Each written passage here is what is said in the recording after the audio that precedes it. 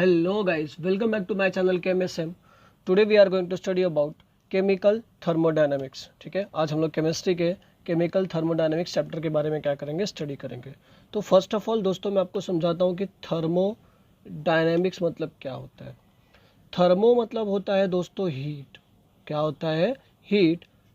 Plus dynamics मतलब होता है मोशन, या हम लोग फ्लो भी बोल सकते हैं. मतलब हम इस चैप्टर में हीट का ट्रांसफॉर्मेशन या एनर्जी का ट्रांसफॉर्मेशन कैसे होता है ये हम लोग क्या करने वाले हैं, सीखने वाले हैं. अब ये जो हीट का ट्रांसफॉर्मेशन होगा या एनर्जी का ट्रांसफॉर्मेशन होगा, it may be physical body के लिए हो सकता है और इट मे बी केमिकल के लिए हो सकता है. इट मे बी केमिकल के लिए हो सकता है. इसलिए हमने चैप्टर का नाम क्या लिखा है, केमिकल थर्मोडायनामिक्स. इसका मतलब होता है हीट का फ्लो हम लोग physical bodies and chemical bodies में कैसे होता है और उनके बीच में रिलेशन क्या है, ये हम लोग आज के चैप्टर में क्या करने वाले हैं, पढ़ने वाले हैं. अगर मैं डेफिनेशन की बात कर लूँ थर्मोडायनामिक्स की, तो थर्मोडायनामिक्स का डेफिनेशन है हम लोग के बाद concern with thermodynamic concerned with energy changes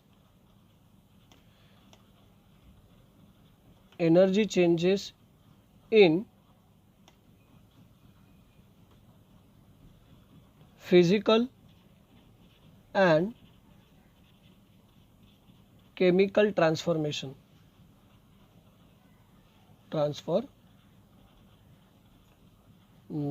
ठीक है, जैसे मैंने आपको समझा दिया फिजिकल बॉडीज में क्या चेंजेस होगा और केमिकल बॉडीज में क्या चेंजेस होगा. चेंजेस मतलब उनके एनर्जी में क्या चेंजेस होगा. इस चेंजेस को, इस फ्लो को हम लोग कहाँ पे पढ़ने वाले हैं, थर्मोडायनामिक्स के चैप्टर में क्या करेंगे, पढ़ेंगे. ठीक है, बट ये इतना आसान नहीं है दोस्तों. इसके कुछ लिमिटेशंस हैं हम लोग के पास. ठीक है, अगर हमने लिमिटेशंस को अच्छे से स्टडी किया और अच्छे से अगर स्टडी करके हम लोग आगे पढ़ेंगे चैप्टर को, तो हम लोग चैप्टर को बहुत ही अच्छे से क्या कर सकते हैं, समझ सकते हैं. थर्मोडायनेमिक है ना दोस्तों, हम लोग को for example A plus B करके कोई एक रिएक्शन है, वो किसी ना किसी स्पीड से चल रहा है. बट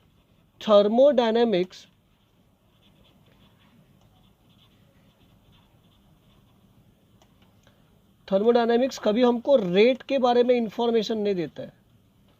थर्मोडायनेमिक्स हम लोग को कभी भी रेट के बारे में इंफॉर्मेशन नहीं देगा कि किस रेट पे फिजिकल एंड केमिकल चेंजेस हो रहे हैं. Physical and chemical changes occur. इसका मतलब ये है दोस्तों कि थर्मोडायनेमिक कभी भी हम लोग को रेट ऑफ रिएक्शन के बारे में इंफॉर्मेशन नहीं देता है. तो यहाँ पे पहला लिमिटेशन क्या होगा, it does not tells about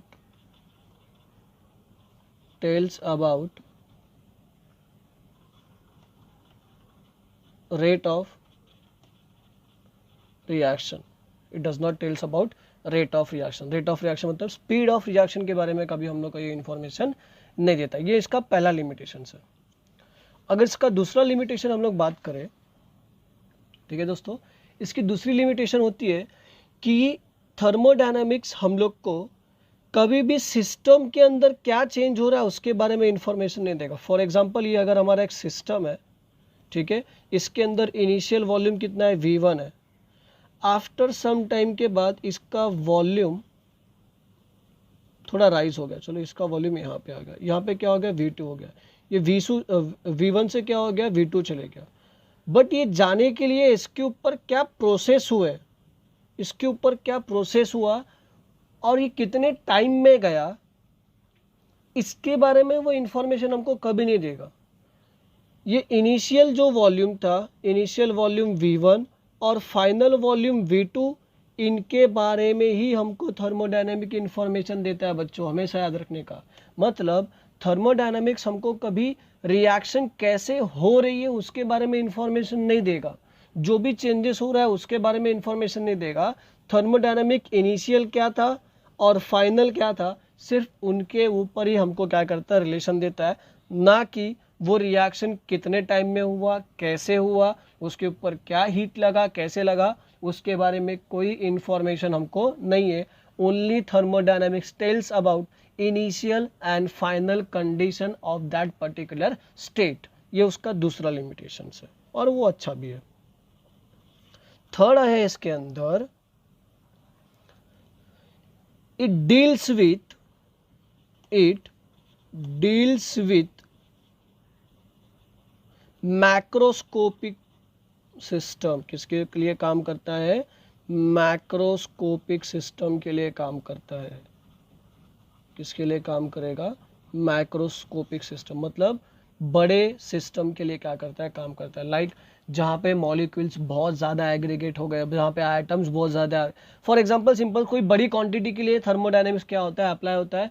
microscopic के लिए कभी अप्लाई नहीं होगा। मैक्रोस्कोपिक पार्टिकल के लिए हम लोग थर्मोडायनेमिक को क्या कर सकते हैं? स्टडीज में लेके आ सकते हैं। इसलिए हम लोग बोलते हैं कि thermodynamic that deals with macroscopic particle. तो सबसे पहला लिमिटेशन मैंने क्या बोला? Thermodynamic does not tells about rate of reaction के बारे में। दूसरा मैंने क्या बोल दिया कि थर्मोडायनेमिक कभी भी सिस्टम को डिस्क्राइब नहीं करता है, वो सिस्टम की इनिशियल और फाइनल कंडीशन के बारे में हमको क्या करता है? इंफॉर्मेशन देता है। और थर्ड हम लोग बोल रहे हैं कि thermodynamics only deals with macroscopic system. किसके लिए काम करता है? सिर्फ मैक्रोस्कोपिक सिस्टम के लिए क्या करता है? काम करता है। अब दोस्तों ये सिस्टम क्या है? हमारा नेक्स्ट टॉपिक है सिस्टम। इस सिस्टम को हमको क्या करना है? समझना है। और इसके पहले कुछ टर्म्स होते हैं, हम लोग उसको भी क्या करेंगे? समझेंगे। ठीक है, तो सिस्टम कहां से आया? अगर मैं यूनिवर्स को देखूं,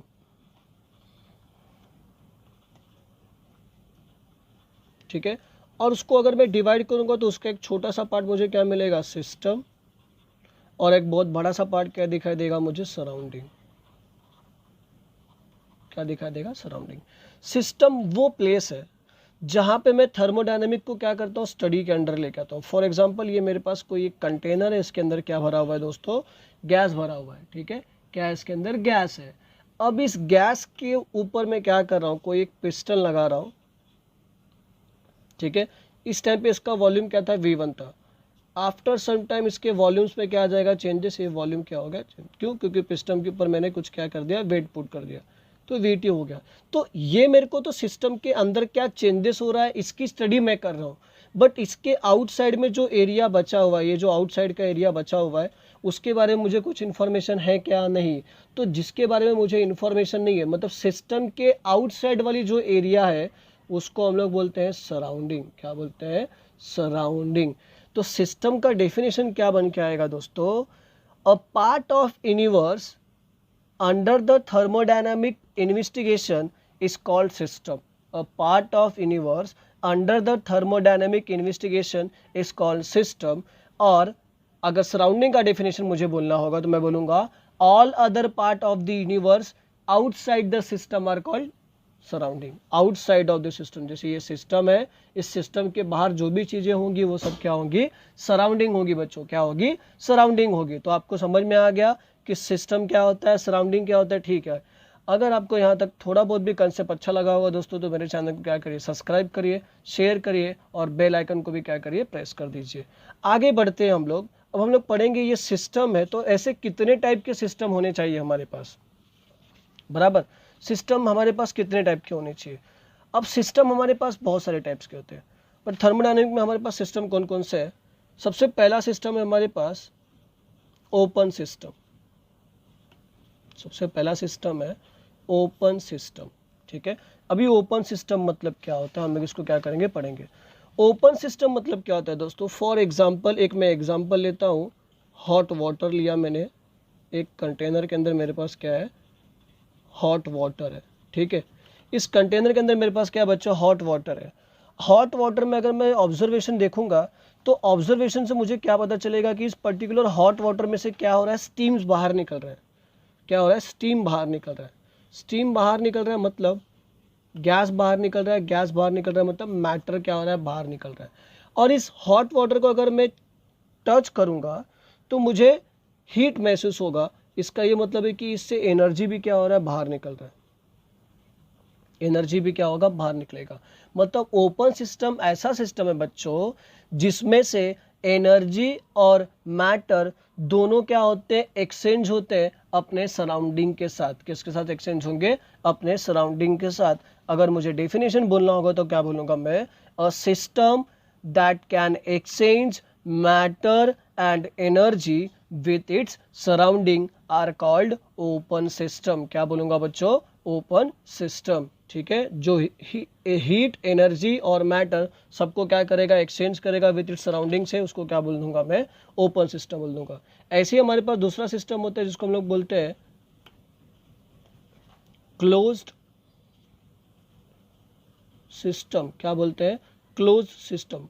तो क्लोज सिस्टम मतलब क्या होता है? फॉर एग्जांपल हम लोग यही एग्जांपल लेते हैं हॉट वाटर वाला। अब इस हॉट वाटर के ऊपर एक मैं जार रख देता हूँ पतला सा, ताकि हॉट वाटर के स्टीम्स बाहर ना जा पाए।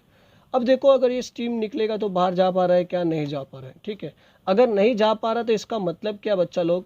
मैटर नहीं चेंज हो रहा है, मैटर नो चेंज, मैटर अंदर का अंदर ही रह गया। बट अगर मैं इसको टच करता हूँ तो मुझे हीट फील होता है, बराबर है कि नहीं? अगर हीट फील हो रहा है तो ये सही बात है ना कि इसके अंदर से क्या बाहर निकलेगा? एनर्जी क्या हो रहा है? बाहर जा रहा है। क्या हो रहा है? एनर्जी बाहर जा रहा है। मतलब बच्चों क्लोज सिस्टम कैसा होगा? तुम लोगों ने डेफिनेशन का अनुमान लगा लिया होगा। ठीक है, तो फिर मैं सिर्फ तुम लोग को बताने के लिए फिर से बोल देता हूँ कि a system that can exchange only energy but not matter are called closed system. तो समझ में आ गया बच्चे लोग? क्लोज सिस्टम मतलब क्या होता है? ऐसा सिस्टम जहां पे हम लोग सिर्फ क्या चेंज कर सकते हैं? एनर्जी चेंज होता है। क्या चेंज होता है? एनर्जी, बट मैटर कभी चेंज नहीं होता है। ऐसे सिस्टम को हम लोग क्या बोलते हैं? क्लोज सिस्टम बोलते हैं। क्या बोलते हैं? क्लोज सिस्टम बोलते हैं। लास्ट होता है हमारे पास दोस्तों आइसोलेटेड सिस्टम। क्या होता है? Isolated system. ये हम लोग बचपन से इसको देख रहे हैं हम लोग के घरों में। ठीक है, हम लोग ने थर्मस देखा होगा। अगर ये हमारा थर्मस है, ठीक है, ये थर्मस है और ये कैसा है? पूरा आइसोलेटेड फॉर्म में। ठीक है, कैसा है? आइसोलेटेड फॉर्म में। तो आइसोलेटेड फॉर्म में होगा तो नो मैटर और नो एनर्जी। मतलब आइसोलेटेड सिस्टम में क्या होता होगा फिर बच्चों? आपको समझ में आएगा। हो गया अ system that can not exchange either matter और एनर्जी विथ इट्स सराउंडिंग। वो अपने सराउंडिंग के साथ ना ही मैटर को एक्सचेंज करवाएगा और ना ही एनर्जी को एक्सचेंज करवाएगा। ऐसे सिस्टम को हम लोग क्या बोलते हैं बच्चों? आइसोलेटेड सिस्टम बोलते हैं। क्या बोलते हैं? Isolated system. अब हम लोग के पास इस सिस्टम की कुछ प्रॉपर्टीज होती है। There is two type of properties, extensive property and intensive property. There are two types of property in the system, extensive property and intensive property. Extensive property मतलब क्या? Any property of a system whose magnitude depends on the amount of matter present in the system। क्या बोल रहे हैं हम लोग? whose magnitude depends on the amount of matter present in a system। for example mass, volume, internal energy, heat capacity and number of moles अगर मैं बात करूं फॉर एग्जाम्पल किसी वॉल्यूम ऑफ गैस का अगर मैं बात करूं तो 1 मोल के लिए कितना होगा? 22.4 डीएम क्यूब होता है। अगर वही मैं बात करूंगा 2 मोल्स के लिए तो वो कितना हो जाएगा बच्चों? 44.8 हो जाएगा। तो देखो नंबर ऑफ मोल्स मेरे अमाउंट के ऊपर क्या करता है? डिपेंड करता है। समझ में आ रहा है? यही अगर मैं बात करूं इंटेंसिव प्रॉपर्टी के लिए, ठीक है, तो property which independent of the amount of matter, जैसे बॉइलिंग पॉइंट होता है, टेम्परेचर होता है, मेल्टिंग पॉइंट होता है, ये सब कौन सी प्रॉपर्टी है बच्चों? इंटेंसिव प्रॉपर्टी है। क्यों? क्योंकि ये सिस्टम के अंदर जो मैटर प्रेजेंट होगा ना उसके ऊपर कभी डिपेंड नहीं करेगा, उसकी अमाउंट के ऊपर कभी डिपेंड नहीं करेगा। बट जो मेरा एक्सटेंसिव वाली था वो क्या था? वो मेरे सिस्टम के अंदर जो मैटर था उसके अंदर अगर कुछ चेंजेस आता था तो उनके मैग्नीट्यूड के अंदर भी क्या आता था? चेंजेस आता था। मतलब वो अमाउंट ऑफ मैटर के ऊपर क्या करते थे? डिपेंड करते थे। इसलिए हम लोग उसको क्या बोलते थे? एक्सटेंसिव प्रॉपर्टी बोलते थे। और इंटेंसिव मतलब ऐसी प्रॉपर्टी जो सिस्टम के मैटर के अमाउंट के ऊपर डिपेंड नहीं करता हो। समझ में आ रहा है, independent of the amount of matter present in the system. System के अंदर कोई भी मैटर होगा उसके ऊपर वो डिपेंड करने वाला नहीं है। तो ऐसे कौन सी क्वांटिटी होती है, pressure, temperature, surface tension, viscosity, melting point and boiling point are the intensive properties. हमेशा याद रखना बच्चे लोग। तो आई होप आप लोगों को यहाँ तक ये वीडियो पसंद आया होगा। ये आज हम लोग ने थर्मोडायनामिक का इंट्रोडक्टरी पार्ट स्टार्ट किया हुआ है। ऐसे हम लोग धीरे धीरे इस लेक्चर को क्या करेंगे, आगे बढ़ाएंगे दोस्तों। अगर आपको लगा होगा कि ये कंटेंट आप लोगों के लिए थोड़ा हेल्पफुल है तो प्लीज़ मेरे चैनल को क्या करिए, सब्सक्राइब करिए, शेयर करिए और कमेंट करना ना भूलिए। थैंक यू दोस्तों।